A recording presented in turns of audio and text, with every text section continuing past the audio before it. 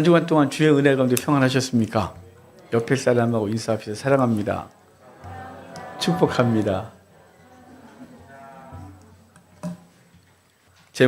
제목이 있습니다. 제목 같이 읽겠습니다. 그들을 따르지 말라. 아멘. 오늘 사실 이 본문을 정할 때 고민이 많았어요. 원래 우린 고린도전서 1장 4절부터 봐야 되는 순서거든요. 그런데 지난주에 우연찮게 유튜브에서 설교하는 것들을 봤는데요. 걱정이 됐어요. 요새 이란하고 이스라엘하고 전쟁 중에 있잖아요. 이것 때문에 다시 종말론자들이 막 움직이기 시작했고 예언한다는 사람들이 일어나기 시작해서 이 종말에 대한 그런 생각을 하게 하는 거예요. 제가 이제 종말론자 이렇게 말하는 거에 정의를 좀 드리면 우리는 다 종말을 생각하고 살거든요. 예수님의 강림을 기억하고 살고 기다리고 살고 매일매일 예수님이 오늘 오셨으면 좋겠다는 마음으로 하루를 시작하잖아요. 이런 사람을 종말론자라고 말하는 게 아니고요. 종말에 집착하고 그때를 두렵게 생각하고 그 시기와 상황과 시대적 상황들을 보면서 자꾸 종말과 연결시키는 자들을 종말론자다 이렇게 말하도록 하겠습니다. 요즘 다시 일어나기 시작했거든요. 곡과 마곡의 전쟁을 끄집어내기 시작했어요. 곡과 마곡이 언제 나오냐면요. 에스겔서 38장 39장에 나와요. 오늘 좀 어려운 얘기가 될 수도 있어요. 그래서 어제 잠을 한 잠도 못 잤어요. 하나님 오늘 쉬워야 돼요. 이 어려운 얘기를 해야 되는데 신학교가 되지 않고 설교 시간에 이걸 해야 되는 이 저의 부담을 알아주십시오라고 하면서 밤을 좀 설쳤어요. 잠을. 좀 어려운 얘기 같아도 잘 꼼꼼하게 제가 말씀 드릴 테니까 잘 들어주시면 될 것 같아요. 곡과 마곡이라는 얘기가요. 에스겔서 38장 39장에 나와요.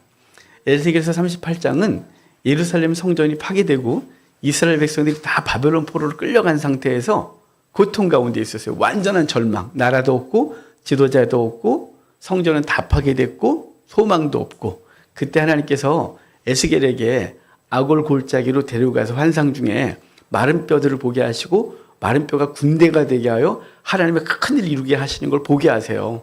그러고 나서 38장 39장이 곡과 마곡을 통하여 예루살렘을 공격할 것을 얘기를 하고 그 결과가 뭐냐면요. 결과가 중요해요. 결과가 그들이 하나님으로 알게 될 것이다. 그들에게 하나님의 얼굴을 보여주시겠다. 뭐 이렇게 결론을 내려요. 그리고 40장부터가 이제 새성전 환상으로 에스겔서가 맞춰지거든요. 40장부터 48장까지가 거기서 처음 곡과 마곡이라는 얘기가 나와요. 그런데 이걸 요한계시록 20장에 가면 곡과 마곡을 통하여 이스라엘을 공격할 것을 잠시 얘기를 해요. 그래서 종말 예언에선 곡과 마곡이 반드시 등장하는 거예요. 곡과 마곡이 어디냐면요. 지금 이란 땅, 그리고 지금 터키 땅, 그리고 러시아. 이 전체를 곡과 마곡, 특별히 러시아 쪽을 마곡을 얘기할 때 그쪽을 말하지만 통상적으로 지금 이란, 그리고 러시아, 그리고 트루키에 그랬는데, 트루키에, 그리고 뭐 당연히 이집트도 속하게 되겠죠? 그런 나라들이, 이라크도 그런 나라들을 곡과 마곡이다라고 통칭을 하게 돼요. 근데 그 곡과 마곡이 예루살렘을 공격하여 최종적인 어떤 공격을 하는 것처럼 얘기를 하고 그것을 요한계시록 16장에서는 7개의 대접 재앙을 얘기를 하는데요. 맨 6번째 대접이 유프라테스 강에 쏟아져요. 유프라테스 강에 쏟아지면 거기 있는 모든 대적들. 왜 유프라테스 강에 쏟아지냐면 이스라엘 역사를 보면요. 다 공격을 어디서부터 오냐면 아수르, 바벨론, 페르시아가 유프라테스 강을 따라서 오기 때문에 그걸 구약의 그런 상황을 갖다가 그대로 써서 그 대적들이 이스라엘을 칠 것에 대한 환상을 보여줄 때 유프라테스 강에 쏟아지는 걸 얘기를 해요. 근데 거기 쏟아지면 그 대적들이 그 이스라엘로 몰려와서 전쟁을 하는데 그 장소가 하를 무깃도 그래서 신약 성경에선 아마겟돈 이렇게 음역을 해요. 히브리어는 하루 무깃돈인데 이걸 아마겟돈 이렇게 돼서 아마겟돈 전쟁 얘기가 나오는 거예요. 근데 이게 언제부턴가 저 서양 신학자들이 아마겟돈을 어둡게 말하고 그리고 그날을 재앙의 말로 말하면서 두렵게 가르치기 시작했어요. 그 죄가 미국 헐리우드에 있어요. 사실 1980년대 이후에 1800년대 이후에 이제 그런 사상이 자꾸 만들어지고 그리고 사람들을 더럽게 가르치기 시작해서 종말론은 더럽게 가르쳐요. 그리고 최종적인 전쟁이 아마겟돈 전쟁이 일어나고 아마겟돈 전쟁을 또 핵폭탄, 뭐 원자폭탄 이런 얘기를 하면서 세계 종말 예언을 하는데요. 요즘 한창 그런 분위기가 막 살잖아요.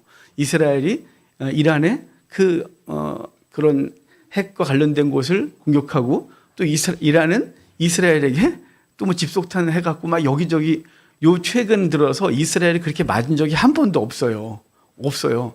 아이언도물에서 웬만한 그 조그만 테러 단체들한테 날라오면 다 맞췄었기 때문에 그렇게 크게 상처받은 적이 없는데 이번에는 좀 상황이 달라졌거든요. 그래서 말하기 시작한 게 사람들이 목사님들이 이제 여기저기서 종말론자들이 일명 예언자들이 이때가 종말이다. 다 됐다. 예수님 재림하신다. 아마겟돈이다. 7년 대환란이 임박했다. 이런 얘기를 통해서 교회를 깨우려고 하는 것 같지만 그것은 사단의 장난질을 당하는 것이에요. 자, 봅시다. 이제 여러분 7년 대환란이라는 얘기를 들어본 적이 있으실 거예요. 하나씩 이게 성경적인지 아닌지를 말씀드릴게요. 자, 천년왕국, 7년 대환란, 아마겟돈 등등이 종말에 이 꼭 종말론자들이 꼭 끄집어내서 사람들을 두렵게 하는 그 도구거든요. 천년선, 그 천년왕국설 그러거든요. 자, 이걸 쉽게 정의해 드릴게요. 그 14개, 15개 정도의 설이 있어요. 그런데 대표적으로 3개로 나눠요. 천년왕국. 메시아의 왕국이 천년이라는 말을 할 때 천년왕국설을 말하거든요. 사실은 천이라는 단어는 영원을 의미해요. 히브리어는 알렙부터 시작해서 그 끝에 타우로 끝나는데요. 타브로. 근데 히브리어 1, 그 첫 번째 알파벳이 1이고요. 맨 마지막 알파벳이 900이에요. 그래서 천이 없죠. 그래서 다시 알파벳 첫 번째 거로 와서 천이 돼요. 그래서 히브리 사람들에게 하루가 천년 같고 천년이 하루 같다 이 말은 알렙이 1이고 알렙이 천이다 이런 뜻이에요. 천과 1은 같은 거죠. 그래서 천이 맨 숫자로 가장 큰 수예요. 그러니까 천년이다 하면 영원한 하나님의 통치를 얘기를 하는 것이지 문자적 천년을 말하는 게 아니에요. 그래서 몇 년 전에 밀레니엄 때 천년왕국 임한다고 난리가 났었죠. 몇 년 전에 유대인들의 달력은 우리가 좀 다르거든요. 유대인의 달력상 몇 년 전이 6천년이 맞춰졌어요. 그때 또 난리가 났었어요. 우리는 잘 모르지만 천년왕국 시작된다고 그것도 무의로 돌아갔죠. 왜냐하면 날과 때는 나도 몰라 아버지만 아시느냐라고 주님 분명히 말씀하셨는데 인간들이 추측하여 그때라고 감히 말하고 있는 거예요. 예수님도 모른다고 했던 걸. 그러니까 천년왕국설을 자꾸 끄집어내서 사람들을 두렵게 가르치거든요. 천년왕국설이 크게 3가지예요. 하나는 무천년. 천년이라는 세월은 없고 예수님 종의 그 초림부터 예수님 재림까지가 천년이다 라고 하는 그 천년왕국설은 그냥 초림부터 재림까지가 천년이다. 그리고 영원히 주님과 함께 사는 것 그것이 다 무천년설이라고 하는 거고요. 그 다음에 이제 헷갈리는 게 전천년, 후천년이라는 게 있어요. 점점 어려워지죠. 이거 어차피 들어줘야 돼요. 왜냐면 여러분들이 세상에서 맨 듣는 얘기들이고 그것 갖고 사람들을 미혹하고 그리고 유혹해서 그 기본적인 그 진리에서 떠나게 하고 신앙생활을 못하게 하는 설이 이 3가지 설에서 나와요.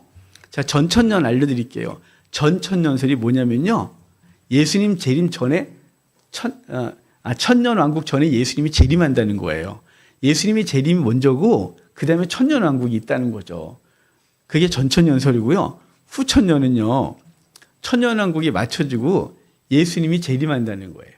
그러니까 후천년은 천년왕국 다음에 예수님이 재림한다는 거죠. 한국교회는 후천년을 말하는 사람이 많지 않아요. 예전에 후천년설이 지금도 후천년설을 주장하는 분들이 있는데 후천년설이 뭐냐면요.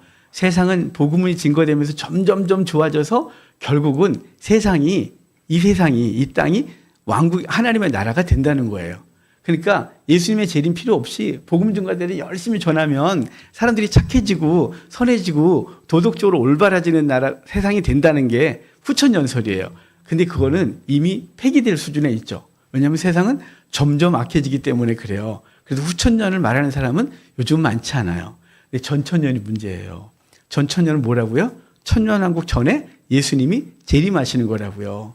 근데 전천년설에도 두 가지가 있어요. 역사적 전천년, 세대주의적 전천년. 그건 또 뭐니? 자, 요즘 우리나라가 헷갈리는 게 세대주의적 전천년설 때문에 더 힘든 거예요. 세대주의적 전천년설은요, 7년 환란을 반드시 얘기를 하거든요. 역사적 전천년설도 7년 환란을 얘기를 해요. 7년 환란. 예수님 재림하기 전에 7년 동안 대환란이 있다는 거예요. 7년 동안 대환란이 있는데, 자, 이제 세대주의나 전천년, 역사적이나 똑같이 7년 대환란 얘기를 하니까 그 구체적인 중간에 왜 달라지는지는 좀 빼고 7년 대환란만 얘기합시다. 예수님이 오기 전에 강력한 환란이 있어서 성도들이 순교하고 고통을 당하고 이런 시간이 온다는 거예요. 그때 믿음을 잘 지켜야 된다는 거죠. 들어보셨죠? 7년 대환란. 하지만 7년 대환란설은 성경의 근거를 갖고 있지 않아요. 그럼 7년이 대체 어디서 나왔냐? 다니엘서 9장에 보면요. 다니엘이 7장부터 이 세상의 미래를 하나님으로부터 보거든요. 그래서 바벨론에서 페르시아로 헬라로 넘어가고 그 헬라 이후에 이스라엘이 얼마나 고통스러울지를 예언하는 게 다니엘서 7장부터 예언서예요. 그런데 거기 9장에 보면 9장에 이제 70일에라고 나와요. 70일에. 71에는 7을 말하거든요. 7. 그러니까 70 곱하기 7인 거예요. 그래서 이거를 한 일회를 1년으로 보거든요. 그래서 490년 이걸 얘기를 하는데 정말 여기서부터 문제가 심각해요. 왜냐하면 한 일회가 1년인지 하루인지를 명확하게 구분해지지 않았어요. 성경은. 다니엘서 9장에선 70일에서 70년 한 일회를 1년으로 보고 있다면 그 다음에 10장에 오면요. 세 일회 그러거든요. 거기서는 하루라고 분명히 말해요. 그러니까 70일에를 490년이라고 보는 사람들과 무슨 소리야? 이건 잘 모르는 거야 라고 말하는 설이 있죠. 사실은 제가 70일에 대해서 연구를 안 해봤겠어요? 연구 많이 했죠. 왜냐하면 이걸 성경을 창세기부터 요한계시록까지 사람들한테 가르치고 강의하려면 모르는 게 있어서는 안 되잖아요. 모르는 게 여전히 많지만 웬만하면 질문하면 다 답을 줘야 되지 않겠어요? 근데 70일에는 이게 역사 속에서 온갖 해석이 있었어요. 해석을 다 보고 그 해석 중에 하나도 맞지 않다는 걸, 어떤 것도 딱 떨어지는 게 없다는 결론을 제가 내렸고, 70일에는 예레미야가 70년 만에 돌아오겠다고 했던 걸 다니엘이 기다렸고, 그 70년이 뭐예요? 다 됐는데 왜 이래요? 라고 할 때 주님이 어떤 말씀을 줬는데 이걸 자꾸만 우리가 억지로 해석하려고 하는 것이 문제가 생겼죠. 성경에서 우리가 모르는 건 모른다, 이렇게 덮어두면 되는 거예요. 그래서 칼빈이 그랬거든요. 성경이 말하는 데까지만 말하고 말하지 않는 거 더 이상 말하지 마라. 그러면 오류를 범하는 거예요.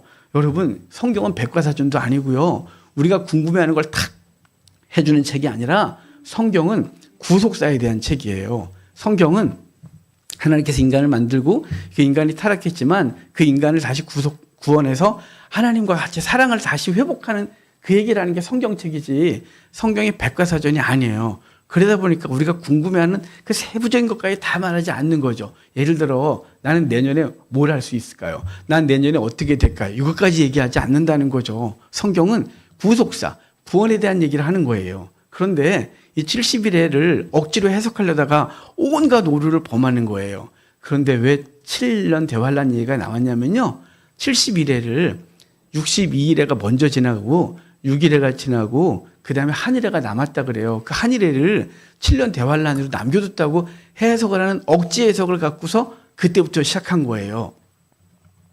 그런 해석을 어디도 해석해주지 않는데 우리 인간들이 어느 날부턴가 만든 거예요.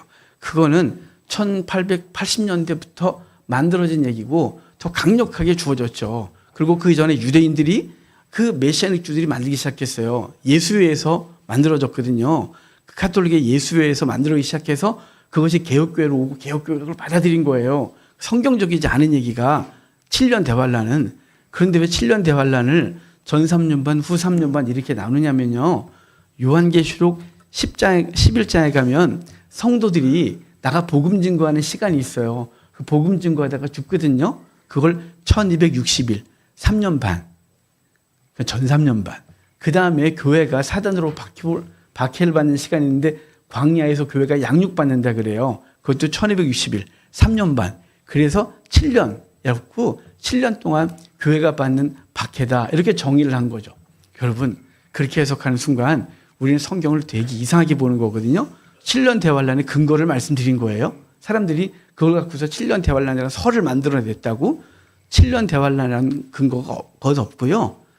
그 3년 반, 3년 반은 똑같은 기간이었고요. 3년 반의 시작은 엘리야가 그 아합이 이스라엘을 우상 숭배하게 할 때 엘리야가 하나님의 말씀 전하여 그때부터 3년 반 동안 비가 오지 않아요. 그 3년 반은 그때부터 시작해서 다니엘 때 3년 반, 예수님이 3년 반 사역을 하셨고요. 그래서 3년 반은 계속해서 성도들은 복음을 증거하고 세상은 박해하는 것으로 그때 똑같은 개념으로 계속 쓰이는 것이지 그게 3년 반 더하기 3년 반은 7년이다. 이건 억지 해석이에요. 그래서 7년 대환란은 근거가 없는 얘기를 하고 있는 거예요. 그러니까 여러분이 우연치 않게 한번 유튜브에서 그런 얘기를 듣는 순간 계속 그런 얘기가 들릴 거거든요. 그럴 때 분명히 아셔야 돼요. 7년 대환란의 근거를 아무도 얘기하지 않는다는 걸 자세히 들어보세요. 그냥 7년 대환란이 있다고 하면 얘기하지 7년 대환란이 뭐가 어디서 왜 그렇게 되는지를 얘기를 하는 사람은 극히 드물어요. 왜냐하면 언제부터가 우리는 종말 얘기라면 7년 대환란설을 얘기해야 됐고요. 그 미국의 영화 휴거 뭐 이런 거 있잖아요. 그 주렵게 가르친 거 그냥 하늘에 공기 쫙 들고 남은 사람들이 박해를 당하고 고통스럽게 하고 막 이런 게 우리 속에 이미지로 남았어요. 그래서 예수님의 재림을 기다릴 수가 없는 거죠. 너무 무서우니까 7년 동안 고통을 견뎌야 되는데 그 누가 그날을 기다리겠어요. 이게 얼마나 큰 사단의 장난질이냐면 교회가 장난질을 당한 거예요. 왜냐하면 여러분 예수 그리스도가 재림하시는 날이 어떤 날이에요? 신랑과 신부의 결혼하는 날이에요. 그래서 신랑이 오시고 신부가 준비했다가 그날 아내가 되는 날이에요. 신부에서 아내로 예수님의 재림이. 그런데 결혼식 당일을 기다리는 신부가 무서워서 덜덜 떨고 신랑이 오면 나 7년 동안 고통을 당한 다음에 날 흔든 다음에 너 온전하구나? 그럼 내가 너가 결혼해 주마 라고 한다고 생각하면 얼마나 무섭겠어요. 그러니까 안 기다리는 거예요. 그래서 종말론자들이 종말을 잘못 가르치는 것 때문에 그리스도인들이 예수님의 재림을 기다리질 않아요. 얼마나 무서워요. 그러니까 다들 생각이 뭐냐면 나 죽은 후에 오소서죠. 살아있을 때 고통당하고 싶진 않으니까 죽으면 천국 갈 거니까 살아있는 동안 그 고통을 당한다는데 뭐 참수를 당하고 뭐 찔림을 당하고 그 엄청난 고통을 당하는데도 그 고통을 당하는 시간을 우리가 견뎌야 되니까 그걸 기다리겠어요. 근데 지금이 그때라고 가르치는 이 거짓 선자들이 지금 막 일어나고 있는 거예요. 속지 마십시오. 7년 대환란이 아니고요. 7이 갖고 있는 그걸 굳이 말한다면 7은 완전함이에요. 환란이 계속된다고 가르쳐야죠. 여러분 우리는요 태어나는 것부터 죽을 때까지 환란이세요. 여러분 중에 환란이 없는 사람이 있어요? 나는 아무 일도 없다. 거짓말이에요. 다 거짓말이에요. 제가 보면요 염려가 없는 사람이 없고 걱정이 없는 집이 하나도 없어요. 기도하다 보면요 우리 김장로님, 오장로님에서 쭉 해서 우리 꼬맹이까지 기도하다 보면 꼬맹이까지 근심이 다 있는 거 있죠. 와 어쩜 이렇게 근심이 많을까. 그 기도 제목이 없는 가정이 아무도 없는 거 아십니까? 아니 그 염려가 없으면 근심거리도 없어야죠. 그 근심거리가 때로 우리 삶을 흔들어놔요. 때로는요 내가 예상치 않은 그 환난 속에 확 들어가요. 경제적 고통 가운데 들어가고요. 육체적 고통 가운데 들어가고요. 예기치 않는 전쟁과 그 상황 가운데 우리가 몰려 들어가요. 이게 그게 7년 대환란이라면요. 2000년 동안 세계 각곳에 7년 대환란이 없었던 적이 없어요. 우리 6.25 때 3년 정도 전쟁하는 동안 거의 3년 반이네요. 그때 그 전쟁하는 동안 얼마나 고통을 당했어요. 아무것도 없었죠. 그때 고난이라고 안 했을까요? 1, 2차 대전 할 때 전 세계는 그때가 종말 때라고 생각했어요. 유럽이요. 1200년대 몽골이 유럽을 침공할 때 그때 사단이 침공해서 유럽교가 막 고통을 당할 때 재림의 때라고 생각했어요. 622년에 이슬람이 창궐하고요. 그때 서유럽이 완전히 망할 때 그때 종말이라고 생각했어요. 주 70년에 예루살렘에 로마 군사가 서고 예루살렘이 무너질 때 그때 예수님의 재림의 때가 됐다고 생각해서 기독교들이 주의 재림을 기다렸어요. 이게 2000년 동안 계속 반복된 거예요. 이 세상이 어떻게 바뀌냐에 따라서 복음이 바뀌면 그거는 복음이 변질되는 거죠. 여러분, 그냥 우리의 종말론은 어떻게 우리는 생각하고 살아야 되냐면 매일이 종말인 거예요. 세상이 어떻게 바뀌는지 상관없이 오늘 나는 내 삶의 자리에서 믿음을 지키는 거예요. 내 삶의 자리에서 무너진 내 가정을 회복하고 새롭게 하고 하나님 말씀으로 내가 서 있는 자리를 살려내는 거예요. 그게 우리가 종말을 살아가는 사람들이지, 그걸 다 제껴두고 흰 옷 입고 이제 재림의 때 됐다 싶어갖고 이상한 짓을 하는 사람들이 아닌 거예요. 재림의 때 됐으니까 고통이 온다, 그러니까 고통을 준비해라고 해서 겁먹고 덜덜거리고 어찌할까 싶어서 그때 집중적으로 기도에 모이고 그러는 게 아니란 말이에요. 근데 7년 대환란, 이 전천연설을 가르친 사람들이 다 그렇게 하고 있는 거예요. 또 이제 이 7년 대환란뿐만 아니라 아마겟돈 얘기를 좀 해드릴게요. 아마겟돈은 전쟁이 아니에요. 우리는 아마겟돈 전쟁이라고 붙여놔서 그래요.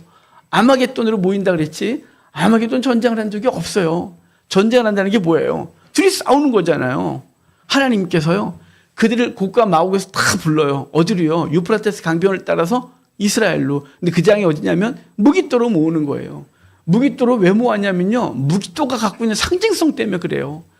이 중동 사람들은 무깃도가 전쟁터인 거예요. 이집트에서 유럽 쪽으로 하려면 무깃도를 거쳐가야 돼요. 유럽이나 저쪽 아시아 쪽에서 이집트를 넘어가려면 무깃도를 거쳐가야 되는 거예요. 무깃도는 전쟁터인 거예요. 무깃도에서 계속해서 싸움이 벌어졌거든요. 무깃도는 싸움의 자리인데, 그 무깃도에서 그 종말의 때 유다가 망할 때 무깃도에서 누가 죽냐면 요시아 왕이 바로 누구한테 활 맞아 죽어요. 그래서 그때부터 남유다는 꼬꾸라지고 결국은 망하거든요. 무깃도는 전쟁터인 거예요. 근데 무깃도로 대적들을 다 불러 모아놓고 싸운다가 아니라 하나님이 일방에 심판하시는 거예요. 그냥 끝. 하나님께서 그들을 예루살렘을 치겠다고 모이지만 한 번에 치셔서 그들을 멸망시키는 하나님의 역사를 말하는 게 무깃도지, 거기서 메시아가 임하여 탱크 몰고 다니고 비행기 타고 다니면서 싸우는 게 아니다 이 말이에요. 메시아닉주들, 유대인이면서 기독교도가 된 사람들이 갖고 있는 종말론은 예수님이 재림하시는데 재림하셔서 이스라엘의 육적 군대를 이끌고 나가 싸운다는 거예요. 그리고 이방인들은 그 군대에 붙어서 함께 싸우지 않으면 스가랴서 14장 말씀대로 눈이 뽑히고 썩을 거라는 거죠. 여러분, 그렇게 겁을 주면서 그 이스라엘 편에 서서 싸워야 된다고 하는 거예요. 그래서 우리 한국교회가 종종 이스라엘 국기를 들고 돌아다니는 게, 여러분, 뭐 미국 국기를 들든 이스라엘 국기를 들든 어느 국기를 들든 무슨 상관이 있겠어요? 하지만 왜 이스라엘 국기가라고 생각하면 이스라엘 편에 서라고 했던 것 때문에 그렇게 하고 있는 거예요. 종말 때 주님께서 그 편에 서질 않으면 죽는다라고 하는 그 스가랴서 14장의 예언이 있는데요. 그걸 지금 다 설명드리기 묘하고, 그런 것들 때문에 자꾸 종말론이 이상하게 가고 있는 거예요. 그러니까 여러분, 이 시대는 종말이 지금 이제 얼마 있으면 7년 대환란이 있고, 그리고 제3성전이 세워지고 예수님이 재림하신다고 하는 그 거짓 예언들이 요새 한참 나오고 있거든요. 어떤 사람은 제3성전을 얘기를 하고, 어떤 사람은 곡과 마곡전투를 얘기를 하고, 어떤 사람들은 7년 대환란 얘기하고, 어떤 사람은 천년왕국설에 대해서 요즘 한참 그 종말론자들이 이때다 싶어서 이때 선점해야 되지 않겠어요? 자기 예언이 맞다고. 그래서 아주 우후죽순으로 일어나서 설교하고 있고 막 등장하기 시작했어요. 이란과 이스라엘 전쟁 때문에. 그래서 이란과 이스라엘 전쟁을 치면 나오는 게 기독교 목사들이 갖고 있는 그 예언들이 함께 떠서 세상을 혼란스럽게 하거든요. 절대로 믿지 마십시오. 그런 거에 대해 마태복음 24장에서 주님께서 그런 자들이 많이 일어날 거라고 했는데, 오늘 제목이 뭐예요? 오늘 제목이 그들을 따르지 말라요. 그들을 따르지 마십시오. 흔들리지 마십시오. 천년왕국설도 우리는 예수 천년왕국이 무천년이냐 전천년이냐 후천년이라 저한테 묻거든요. 제가 쓴 요한계시록 책을 보면 제가 거기에 나는 후천년, 무천년, 전천년을 얘기한 적이 없어요. 그런 것은 성경적이지 않고 후대가 만들어 놓은 거예요. 굳이 틀을 만들어 놓고 사람들을 그 틀에 가둬놔요. 가둬놓은 순간 이것은 틀에 얽매여서 오해하게 되죠. 성경은 그냥 성경 그대로 보는 거예요. 예수님 말씀하신 천년은 영원히 당신과 함께 누리는 그 왕국에 대한 얘기를 하는 것이지, 전천년, 후천년, 무천년 얘기를 하는 것이 아님을 아시고 7년 대환이라는 근거도 없는 얘기를 한국교회가 끊임없이 해 대해서 사람들로 하여금 예수님의 재림을 기다리지 않도록 하는 사단의 계략에 속아서 강단에 설교하고 있는 거예요. 여러분, 주님이 오늘 오시면 좋지 않을까요? 아니, 그게 얼마나 좋은데 주님 오실 날을 무섭게 해서 주님 오시기 전에 7년 대환란이 있다. 이건 반드시 겪어야 된다고 하는 이 거짓말들을 하고 있어서 7년 동안 고통을 당한다니 어떻게 주님을 기다려요? 나 이후에 내 후손에나 오시지. 제가 우리 큰딸 이름을 예림이라고 정한 이유가 뭔지 아세요? 예수님의 재림이에요. 큰딸, 제가 매일 예수님의 재림을 어릴 때부터 사모했거든요. 이상한 구름만 떠도 주님 오시는가요? 주님 오시옵소서, 오시옵소서. 결혼하고 첫 딸을 낳는데 주여, 얘 죽기 전에 주님 오셔야 됩니다. 라고 했어요. 그러니까 또 이상하게 생각하지 마십시오. 우리 황전사가 죽기 전에 주님이 오신다. 또 그렇게, 아니, 제 사모함은 주님이 속히 오시옵소서예요. 주여 속히 오시옵소서. 근데 만약에 7년 대환란이 있다고 생각하면 제가 미쳤어요. 그 이름을 짓게. 예수님, 내 딸이 죽기 전에 주님 오셔서 이런 이름, 무서운 이름을 왜 짓습니까? 절대로 짓지 말아야죠. 여러분, 7년 대환란이라는 것은 없습니다. 7년 대환란을 설 얘기를 하는 사람들은 다 성경을 오역하고 있는 것이고 성경에 없는 얘기들을 주워들어서 어딘가에 주워들어서 자기가 대체 어디서 주워들은지 모르는 사이에 성경을 보는데 필터가 돼서 그렇게 보고 있는 것이지 성경 어디에도 7년 대환란 말도 없고 7년을 환란으로 얘기한 적도 없습니다. 없습니다. 아예. 요한계시록에 11장 12장에 나오는 3년 반 이야기도 이게 하나인 거예요. 성도 복음을 증거하는 기간, 그 복음을 증거하는 기간 사단은 방해라고, 사단은 방해하지만 교회는 끊임없이 양육을 받고 하나님의 나라를 세워간다는 것이 3년 반 사상이에요. 그러니까 여러분 제발 7년 대환란 이런 얘기 듣지 마시고 귀담아 듣지 마시고 유혹도 받지 마시길 바랍니다. 또한 제3성전 짓는 얘기를 하거든요. 여러분 제3성전 무지 들었죠. 제1성전은 솔로몬이 지은 성전, 제2성전은 스룹바벨이 포로에서 돌아와서 짓고 그리고 헤롯이 증축한 성전을 제2성전 그래요. 근데 제2성전이 그 로마에 의하여 주후 70년에 파괴되고 그 이후로 성전이 지어지지 못했어요. 그리고 그 땅에 모스크를 졌죠. 지금 바위돔. 그곳이 모스크예요. 근데 제3성전 얘기를 하고 있는 사람들은 예수님이 재림하셔서 성전을 짓는다는 거예요. 또는 메시아가 오기 전에 예수님이 재림하시기 전에 이스라엘에서 메시아가 나오고 그 메시아가 전체를 통합하고 그리고 제3성전을 짓겠다는 논리를 갖고 있는 거예요. 여러분 제3성전은 없어요. 성경이 없는 얘기를 하고 있는 거예요. 성경에선 성전을 이미 재건했어요. 이미 재건했어요. 뭐냐면 예수님이 저 성전을 헐어라. 내가 사흘 만에 다시 지으리라. 그래놓고 그 성전은 당신의 육체를 가리켜 말씀하십니다. 그래서 예수님이 성전 되셨고 고린도전서 3장에서 5장에서 성도의 공동체와 성도의 심령을 성전이라고 이미 정의하셨어요. 또한 요한계시록에서 새 예루살렘엔 성전이 더 이상 없다 하셨어요. 왜냐하면 예수님이 성전 되시기 때문이죠. 자, 복음적으로 성전은 더 이상 없어요. 물리적 성전이 지어지면 안 되는 거죠. 우리가 건물 지어놓고 성전이라 말하는 건 안 되는 거예요. 이 얘기가 다 어디서부터 왔냐면 메시아닉 주들이 성전이 지어져야 이스라엘이 회복이 된다고 믿고 있기 때문에 유대인들은 그 유대인이었던 사람이 그리스도인이 되면 그 성전이 반드시 지어야 되는 얘기죠. 이스라엘에 가면 성전에 들어갈 모든 기물을 이미 다 만들어놨어요. 촛대도 어마어마하게 큽니다. 제가 가서 보니까 저 키보다 더 커요. 촛대 하나가. 물이 크노. 하여간 성전을 크게 져야 되니까요. 하여간 모든 걸 다 만들었어요. 근데 성전을 왜 못 짓냐면 그 이슬람하고 관계 때문에 그러죠. 하지만 사람들이 왜 이때 다시 제3성전 얘기 나오냐면 이란이 무너지고 그리고 이슬람 세계가 무너지고 나면 겁 없이 그거 부셔버리겠다는 거예요.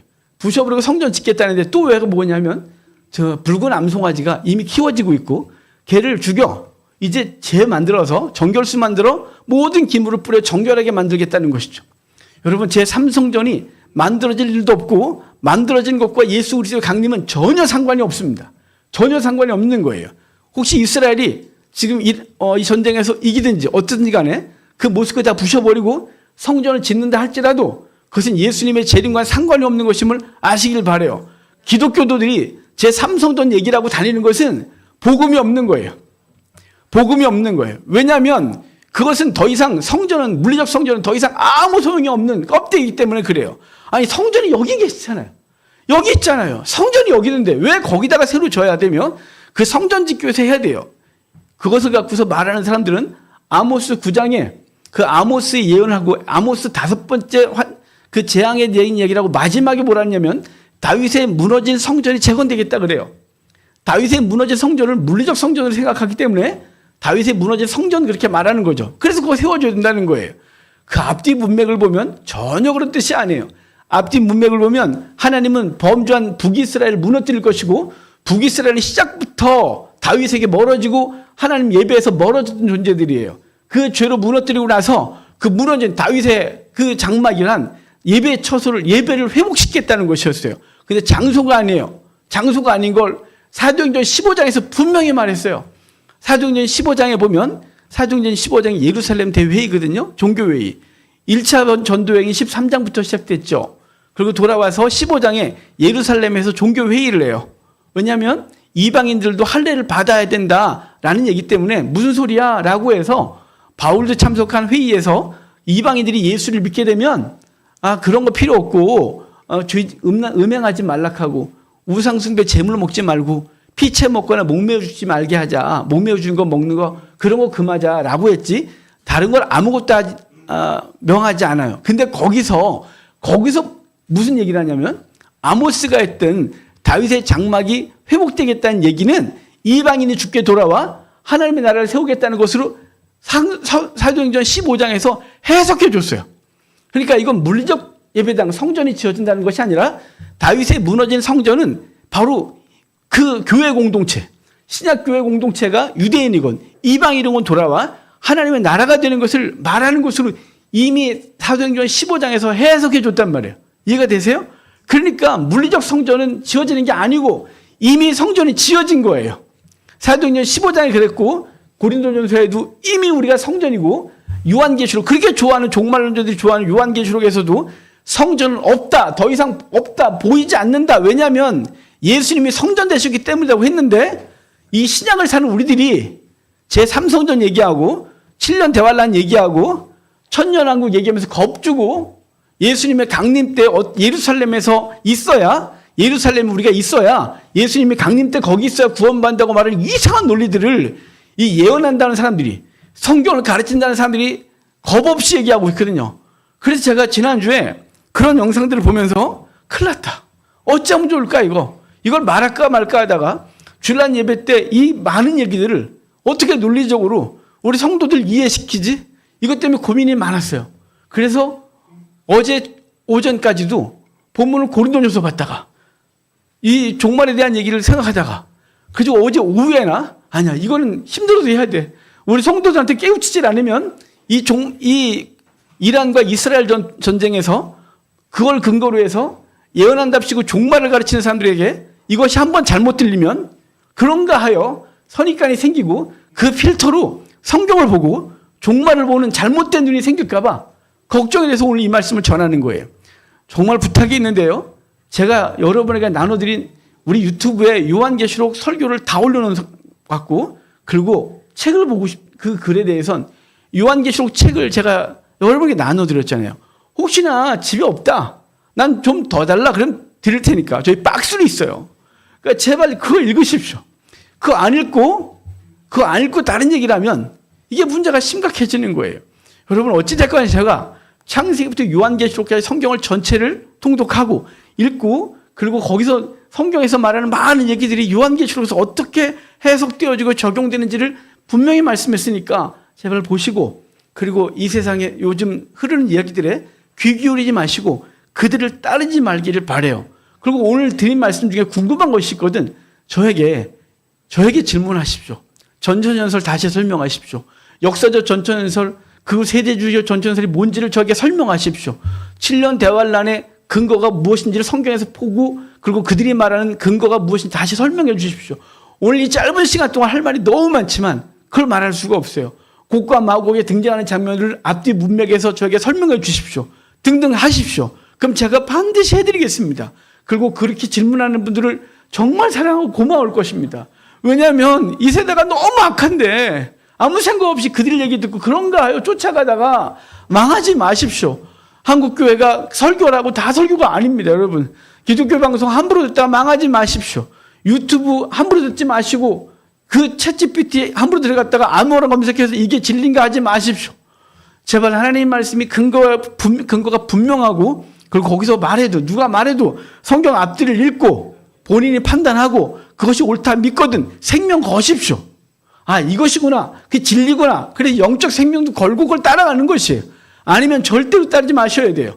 여러분, 제가 오늘 이 말씀을 드리는 것이 고민 많이 하고 드리는 것을 기억해 주시고, 오늘 혹시 이해하지 못했던 것들은 저기 따로 질문해 주시면 제가 반드시 그것에 대한 이 설교 시간이 너무 짧아서 깊은 말씀을 드릴 수 없지만, 아니다, 믿지 마라, 따라가지 마라, 그들 얘기에 귀 기울이지 말고 유혹받지 마라. 우리의 신앙생활은 뭐 어떻게 하는 거냐? 하나님 말씀 붙들고 여러분의 삶의 자리에서 믿음을 지켜 살아가는 것입니다. 그게 진짜 종말을 살아가는 사람들입니다. 오늘 내가 해야 될 일, 내가 바꿔야 될 영혼, 내 삶을 바꿔야 될 것들, 내가 전도해야 될 영혼, 사랑해야 될 영혼, 그 지금 지옥으로 달려가는 영혼 붙들고 그 영혼을 그곳에서 돌이키게 하여 하나님의 사람 되게 하는 그 일이 우리가 해야 될 일이지. 괜히 흰옷 입고 돌아다니고, 그리고 어디 모여갖고 회개하고 앉았고 종말론이라고 두렵게 떨고 앉아 덜덜덜 거리고 이러면 어쩔까 싶어서 세계의 정세에 귀를 기울이면서 두려워 떨고 있는 사람들이 아니라, 도리어 매일매일 주의 재림을 기다리고 주의 재림을 기다리는 사람답게 오늘을 성도로 충성스럽게 살아가는 저와 여러분 되기를 주의 이름으로 축복합니다.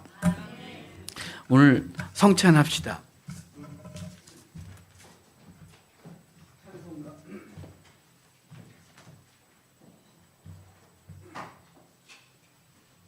찬송가 312장 찬송입니다.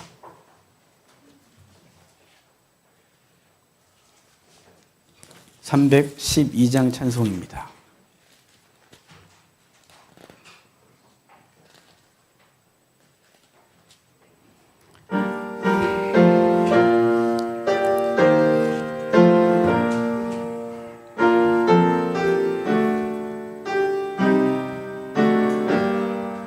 너 하나님께 이끌리어 일평생 주만 바라며 어려울 때 힘 주시고 언제나 지켜주시니 주 크신 사랑 믿는 자 그 반석 위에 서리라. 너 설레는 맘 가다듬고 희망 중 기다리면서 그네로신 주의 뜻과 사랑에 만족하여라. 우리를 불러주신 주 마음에서 원하신다. 주 찬양하고 기도하며 내 본분임 알아. 주 약속하신 모든 은혜 내게서 이루어지리라. 참되고 의지하는 자 주께서 기억하시리.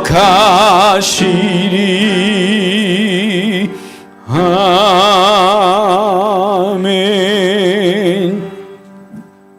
하나님의 말씀 히브리서 12장 3절입니다. 히브리서 12장 3절 말씀입니다.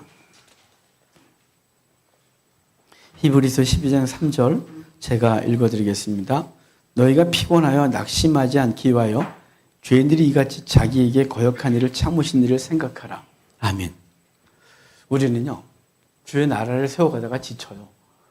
어떤 영혼을 구원하겠다고 그 영혼 이름 부르고 매달리다가 지쳐요. 주의 뜻대로 살겠습니다 했는데 주의 뜻대로 살다 보면 애기자는 어려움을 겪으면 그만해야 되나? 이런 생각이 들어요. 우린 매주 집에 가서 죽으십시오. 삶의 자리에서 죽으십시오. 죽어도 내가 죽으면 주변에 살 것 같았는데 계속 죽어도 주변에 살지 않으면 그만하고 싶어요. 이제 그만 죽고 싶다 이 말이죠. 근데 주님께서 이 히브리서를 야고보가 히브리서 쓸 때요. 그 믿음을 지키겠다고 하다가 환난과 박해가 있으니까 다시 유대교로 돌아가는 그 사람들을 향하여 돌아가지 마라 라고 하면서 기꺼이 죽을 걸 강요해요. 삶의 자리에서 성도로 죽어라 라고 할 때 여기 오늘 본문이요.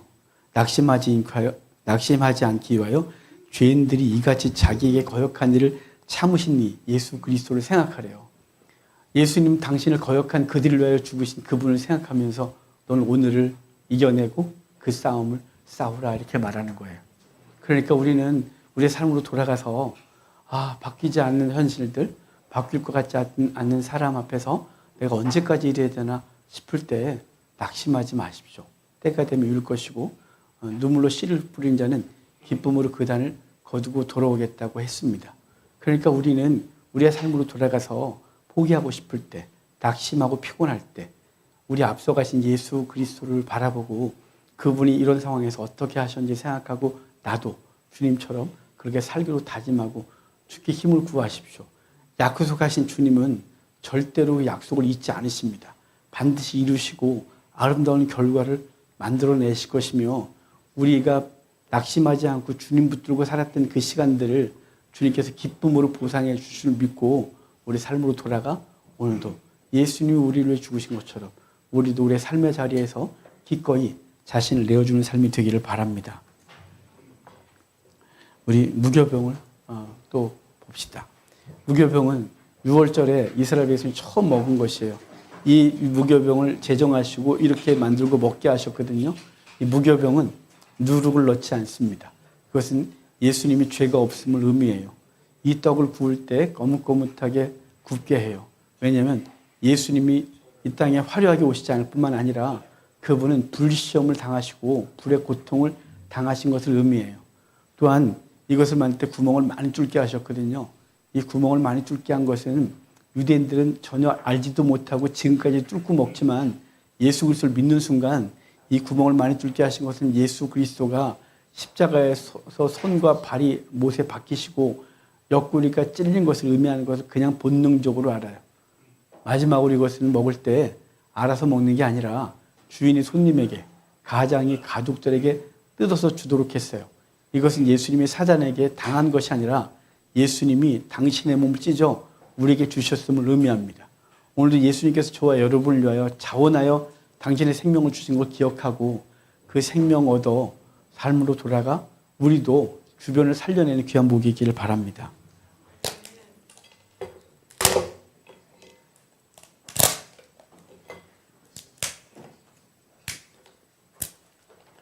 자, 떡을 듭시다. 떡을 들고 하나님께 기도합시다. 주님, 나 같은 거 위해 죽으신 주님, 나 같은 거 사랑하셔서 하늘 보좌 버리시고 이 땅에 오셔서 십자가에 달리신 주님, 먼저 감사합시다. 가끔은 우리를 포기하고 싶으실 때가 있을 것도 같은데 넌 내가 어떻게 구원했는데 넌 그렇게 사니? 라고 하시면서 너 이제 그만하자라고 우리를 버릴 것도 같은데 포기하지 않는 하나님의 사랑이 오늘도 내게 있음을 감사하고 이제 그 사랑으로 우리도 돌아가 포기하지 않고 낙심하지 않고 주님 바라보고 주님이 내게 어떻게 행하셨는지 생각하고 나도 내게 주어진 삶의 자리에서 그렇게 사는 자가 되게 하옵소서 라고 잠깐 기도하겠습니다. 기도합시다. 주님 감사합니다. 오늘도 주님 귀한 은혜 우리에게 주셔서 주의 백성들이 예배하고 주께서 우리에게 당신의 몸을 주신 것을 기억하고 우리도 우리의 삶의 자리로 돌아가 우리를 그 주께서 원하시는 사람들에게 주기를 원합니다. 주님 붙들어 주시고 우리도 주님 앞에서 생명 다하여 살게 하시고 하나님께 영광 돌리게 하시기를 원합니다. 주님 죽으라고 매번 말씀하시지만 죽을 수가 없습니다. 억울하고 답답하고 내 인생 돌려주세요라고 말하고 싶을 때 우리 힘이 듭니다. 그럼에도 불구하고 주님은 아담의 범죄 후에 우리를 위하여 모든 걸 준비하셨다가 오셔서 죽으시고 부활하시거나 성령을 보내시고 우리 안에 거하셔서 우리에게 매번 실망하신 일이 벌어짐에도 불구하고 실망하지 않으시고 끊임없이 붙으셔서 결국은 완성하시는 하나님 바라보는 것처럼 우리도 그렇게 하옵소서. 그렇게 되게 해주십시오. 하나님 감사합니다. 주님 우리가 무엇인데 우리를 사랑하셔서 아버지는 아들을 보내고 아들은 우리를 위하여 죽고 성령은 우리 안에 거하셔서 우리의 삶에 동행하십니까? 주님 감사합니다. 주님, 이제 우리는 매주마다 성찬식을 하면서 우리의 삶의 자리로 돌아가서 죽으란 얘기를 듣습니다. 그런데 잘 안 됩니다. 죽으려고 하면 우리 속에 본성과 억울함이 꿈틀거리고 올라와서 내가 왜? 라는 생각이 들 때가 있습니다. 때로는 그동안 참고 살았던 이 모든 것들이 내 인생 돌려달라고 하고 싶을 때가 있습니다. 내 젊은 날은 다 어디 가고 난 지금 여기서 이러고 있나 싶을 때도 있습니다. 그런데 더 죽으라고 하신 주의 말씀이 때로는 힘들고 너무하다 싶기도 하고 언제까지 그래야 됩니까? 라고 부르실 때가 있습니다. 주님, 이 모든 시간들이 우리 주변을 살려내는 목적도 있지만 우리를 하나님의 사람으로 만드시고 성화하는 과정인 줄도 압니다. 주님, 나를 위해 죽으시고 내 안에 거하셔서 버려버리고 싶을 때도 버리지 아니하시고 끝까지 책임져서 주의 나라로 이끄실 주의 은혜를 입은 자답게 우리도 그 은혜 가지고 삶의 자리로 돌아가 내게 맡겨진 삶의 자리를 책임지게 하시고 살려내게 해주십시오. 우리를 도와주십시오. 힘주셔서 내 자녀, 내 배우자, 내 부모 살려내게 하옵소서. 감사합니다. 예수님의 이름으로 기도합니다. 아멘. 주님의 모입니다.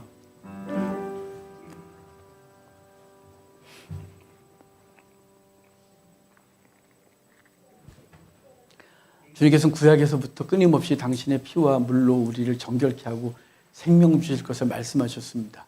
오늘 우리는 그 상징이 되는 것들을 함께 마실 것입니다. 이제 우리 속에 주께서 생명 주신 것처럼 우리를 다 용서하시고 씻으신 것처럼 우리도 돌아가 우리 가정에서 우리 진액을 뽑아내고 주변을 살려내는 삶을 살기로 다짐하는 시간 되도록 합시다.